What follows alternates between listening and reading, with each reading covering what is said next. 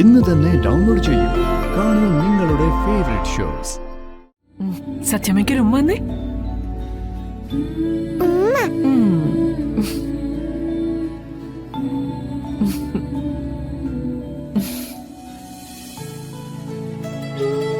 സാറേ, ഇത് ഇപ്പൊ പറഞ്ഞാൽ നടക്കുമെന്നാ തോന്നുന്നത്. വൈകിട്ട് ഒരു 3:30-4 മണിയൊക്കെ ആവുമ്പോ ആ ബെഞ്ചിൽ പോയി കൈയും കുത്തിയാൻ കിടക്കും. പടിഞ്ഞാട്ട് നോക്കി. ഇപ്പോഴത്തെ എ സിയുടെ കുളിർമയൊക്കെ മാറി നിൽക്കുമ്പോഴേ അത്രയ്ക്ക് നല്ല പടിഞ്ഞാറൻ കാറ്റാ. ഇങ്ങനെ പഴയ ഓർമ്മകൾ അയവിറക്കി ഇരുന്നാ മതിയോ? നമുക്ക് അങ്ങോട്ട് പോണ്ടേ സാറേ? ഞാനും നമ്മുടെ ആ പഴയ വീട്ടിലേക്ക് പോകാനുള്ള ആവേശത്തിലാ. ഭാമൊന്നും പറഞ്ഞിട്ടില്ലടോ. സാറ് സംസാരിച്ചില്ലേ? ഓ, പിടി തരുന്നില്ല.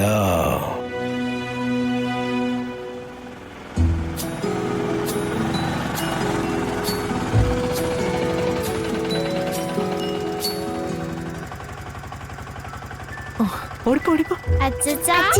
ആഹാ,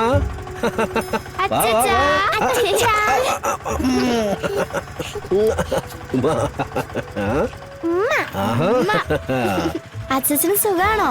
ആ സുഖാ മക്കളെ. നിങ്ങക്ക് സുഖാണോ? സുഖം അച്ഛാ. അച്ഛൻ വല്ലതും കഴിച്ചോ? എവിടുന്നാ? ആര് തരാനാ?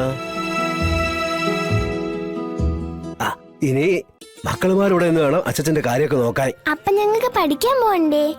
ഓ, പറയുമ്പോൾ അത് ശരിയാന്നല്ലോ.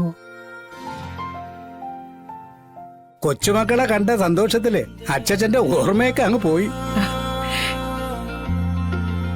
അല്ല മാമേ, നീ മക്കളെ എവിടെ നിന്ന് കൊണ്ടുവന്നപ്പോ ആരോടെങ്കിലും പറഞ്ഞായിരുന്നോ?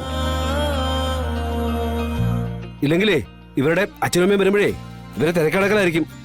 അച്ഛനും അമ്മയും വരുന്നത് വരെ ഇവരെ അയൽവക്കത്തുള്ളവരല്ലേ നോക്കുന്നത്. ഞാൻ പറഞ്ഞിട്ടുണ്ട് ആ ലക്ഷ്മണൻ പിള്ളയോട്. എന്നാ അതുകൊണ്ട് ഇവർക്ക് എന്തെങ്കിലും കൊടുക്ക്. വിശക്കുന്നുണ്ടായിരിക്കുന്നേ. രാവിലെ തൊട്ട് പഠിക്കാതിരിക്കുന്ന കൊച്ചുങ്ങളല്ലേ. ചോറ് കൊണ്ടുപോയി തന്നെ ഇത്തിരിയുള്ള പാത്രത്തിൽ കൊണ്ടുപോന്നേ. എന്നാ വാ മക്കളെ, നമുക്ക് അകത്ത് പോയി എന്തെങ്കിലും കഴിക്കാം. എന്താ ഇവിടെ കഴിക്കാനുള്ളത്? എന്താ എന്റെ പൊന്നുമോൾക്ക് വേണ്ടത്? എന്ത് വേണമെങ്കിലും പറഞ്ഞാ മതി, സത്യം ഉണ്ടാക്കി തരാം. വാ വാ പപ്പി, വെക്കോ വെക്കോ. എന്താ മുന്നേ സുഖല്ലേ? പൊന്നി, മക്കൾക്ക് കഴിക്കാനുള്ളതൊക്കെ എടുത്തു വെക്ക്. നേരത്തെ ശാലിനി കുഞ്ഞിന്റെ കൊച്ചാണെന്ന് പറഞ്ഞു എന്തൊക്കെ പറഞ്ഞിട്ടുള്ളതാ. ഇപ്പൊ കാണിക്കുന്ന സ്നേഹം കണ്ടോ? സത്യമോളെ നിലത്ത് വെക്കാത്ത രീതിയിലാ കൊണ്ടുപോകുന്നത്. എടോ, ഞാനും ആലോചിക്കുന്ന ആക്കെ തന്നെ പിള്ളേ. ഈ ഭാമയ്ക്ക് ഇത് എന്തോ പറ്റിയെന്നാ? എന്തായാലും നല്ല സന്തോഷത്തില. ഈ സന്തോഷത്തില് എന്താവശ്യപ്പെട്ടാലും നടക്കും. താൻ എന്തീ പറഞ്ഞു വരണേ? നമ്മുടെ ആ സ്വന്തം വീട്ടിലേക്ക് തിരിച്ചു പോകുന്ന കാര്യമേ. ഇത്രയും സന്തോഷത്തിലിരിക്കുന്ന സമയത്ത് നടക്കുമെന്നാ തോന്നുന്നത്. അല്ല, എന്നാലേ താനോടൊന്ന് വാ, നമുക്കൊന്ന് പറഞ്ഞു നോക്കാം. വാ. ശരി സാറേ. വാ.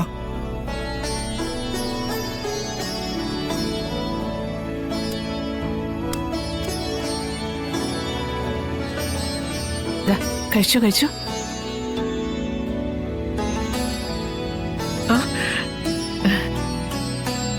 ആ മോളും കഴിക്കേ.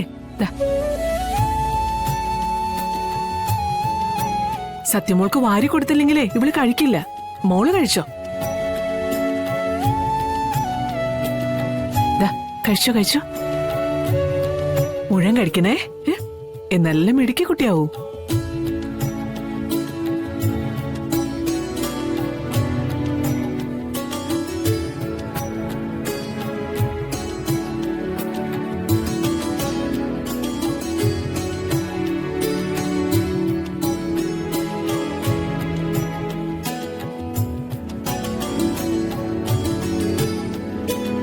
ചായ കുടിച്ചോ.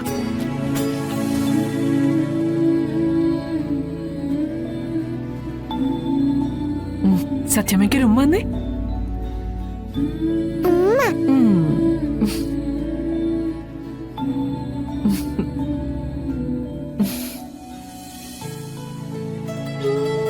സാറേ, ഇതിപ്പോ പറഞ്ഞാൽ നടക്കുമെന്നാ തോന്നുന്നത്. സത്യമോട് അത്രയ്ക്ക് കാര്യമായിട്ടാ സത്യം സ്നേഹിക്കുന്നത്. ശാലിനി കുഞ്ഞിനോട് വഴക്കുണ്ടെങ്കിൽ ഈ കുഞ്ഞിനെ ഇവിടേക്ക് കൊണ്ടുവരികയോട് ചെയ്യില്ല. അതെ, എന്തായാലും നമുക്ക് ശാലിനിയും വിഷുവിനെ കണ്ട് കാര്യങ്ങൾ സംസാരിക്കണം. എന്നിട്ട് നമുക്ക് ബാക്കിയുള്ള കാര്യങ്ങൾ സംസാരിച്ചാൽ മതി. അതുവരെ ഇതിങ്ങനെയൊക്കെ തന്നെ അങ്ങ് പോട്ട്.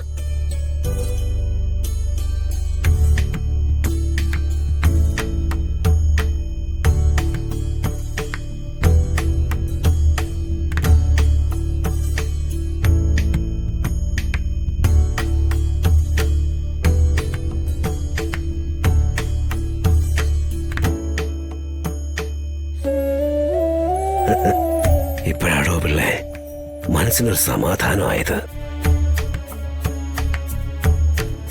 ഈ സ്നേഹം ഇനി ശാലിനിയിലും എത്തും, ഉറപ്പാണോ?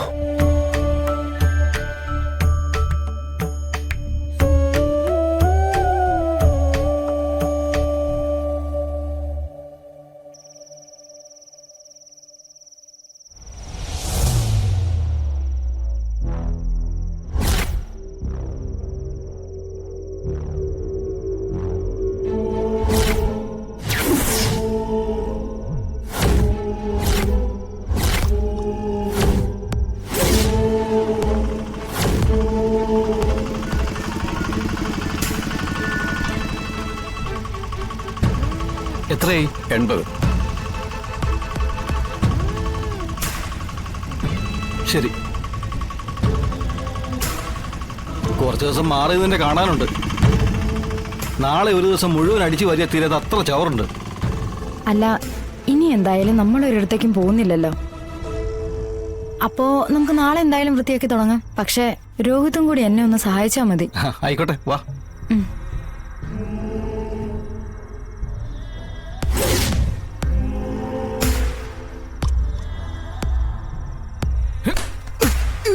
രോഹിത്തെ നോക്കി.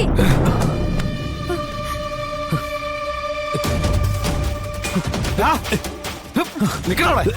രോഹിത് വേണ്ട, നിക്ക്. ആരാ നീ? അവിടെ നിക്കടാ.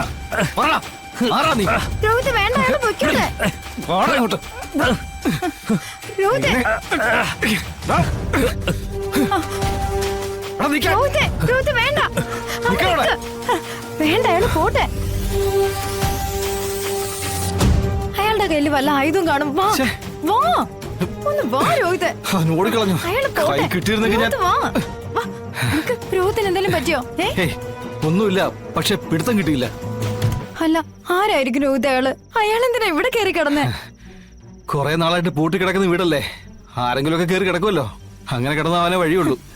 രോഹിത്, നമുക്ക് എന്റെ വീട്ടിൽ പോയാൽ മതിയായിരുന്നു. കുട്ടികളെയും കാണായിരുന്നു. ഇപ്പൊ ഇങ്ങനെ ഒരു സംഭവം ഉണ്ടാവില്ലായിരുന്നല്ലോ. അതിനിപ്പോ ഇവിടെ എന്താ ഉണ്ടായേ? നീ ചിന്തിക്കുന്ന പോലെ പേടിക്കേണ്ട കാര്യം ഒന്നും ഇവിടെ ഇല്ല. ഇത് രോഹിത്, ഇതെന്തായാലും നല്ല ലക്ഷണമാണെന്ന് എനിക്ക് തോന്നുന്നില്ല.